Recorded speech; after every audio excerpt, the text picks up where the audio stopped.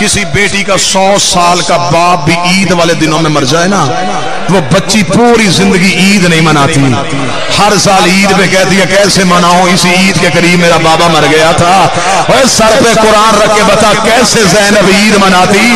जैनब को ईद वाले दिन बाप का दसवां आ गया, दरवाजे पे खड़ी हो गई, रो रो के कहती बाबा तेरे कूफे में मुझे पुरसा देने कोई नहीं।